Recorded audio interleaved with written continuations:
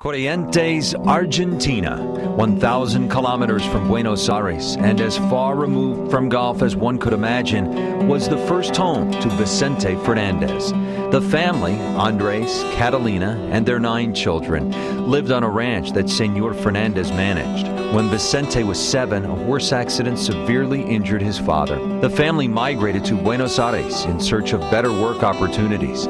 With his father disabled, the responsibility to support the family fell on everyone's shoulders. I was very well paid, and I felt very important because I was helping the family to pay the expenses.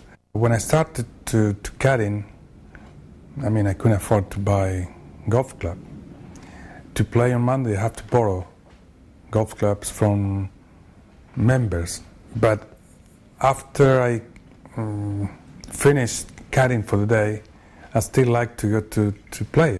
I went to this club, and my golf ball, it was a cork. I have to make the hole with a can of food, and I put in on the ground, and then put another one across the road, and I play with my friends from one side to the other. I tell you what, I knew every single piece of grass on that part of where we played, in that area we played. It was incredible that Vicente was able to be a caddy or play golf at all. He was born paralyzed in his right leg, and while it was a great obstacle, he overcame it and persevered.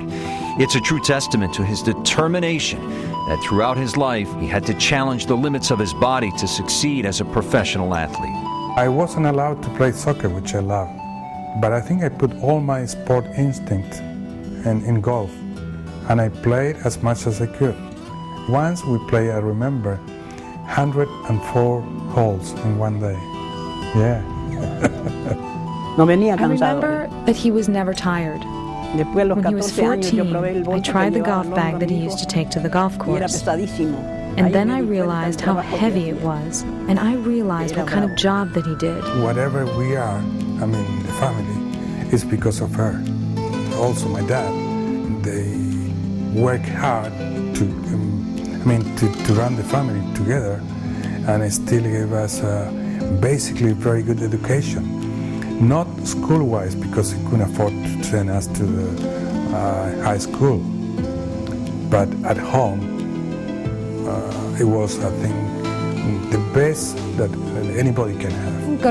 I have never seen him in a bad mood. He never wakes up in a bad mood. He is very peaceful. He is someone that you can speak with at any time, whatever the matter is.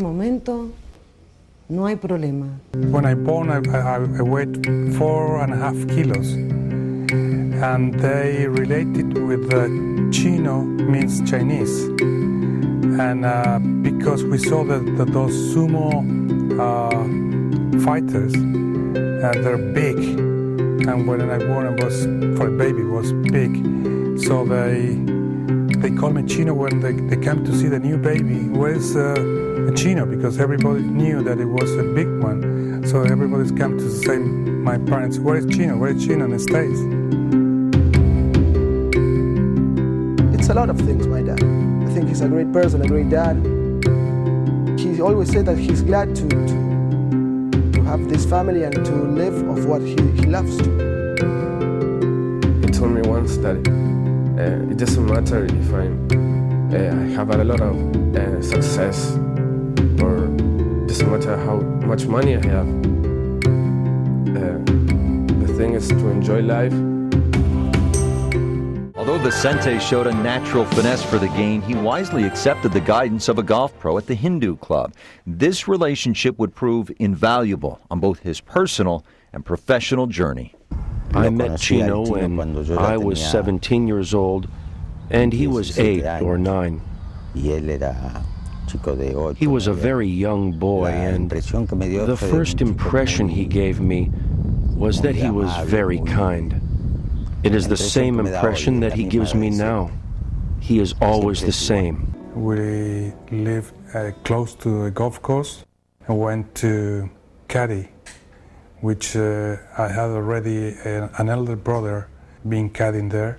I was introduced golf that way, and caddies were allowed to play every Monday. So I started playing, and I enjoyed the game. As a young man, it became clear to Vicente that golf would be his life's work. He set out to achieve that goal, and success came quickly. In 1968, already a husband and a father, Vicente captured his first win on the European Tour. At age 21, he became the youngest champion in the history of the Argentine Open. This win proved to be the catalyst that enabled him to play all over the world, but not without sacrifice. For almost 10 years, Vicente had a commanding presence on the European Tour and in Argentina, but his accomplishments there did not satisfy his yearning for success. In 1977, he came to the United States to vie for playing privileges on the PGA Tour. With several strong finishes early on, it appeared he was on his way to earning that elusive PGA Tour card, until a fateful swing at the Canadian Open changed destiny. Given his paralysis, the damage to his healthy leg was devastating to his game. The debilitating injury left little hope of him returning to the tour. Rehab and countless medical consults loomed ahead. It was with a broken spirit and lingering physical limitations that Vicente would return the following year. Vicente's ascent back to the top of his game was a challenge, but he pressed on. In May of 1979, he won the British PGA and gained a 10-year exemption on the European Tour. For the next 2 decades, he went on to master his game, creating a name for himself in his homeland as well as in Europe. He proudly holds 7 Argentine Open titles and countless other South American victories. And he has 5 European Tour wins to his credit as well. It would not be until 1996 that he would try his hand again at golf on American soil. This time it was the Senior PGA Tour.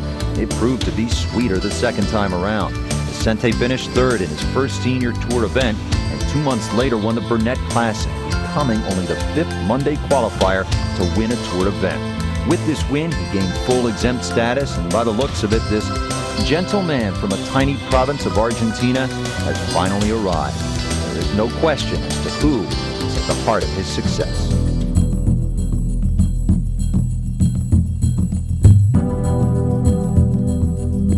He's always been a great player.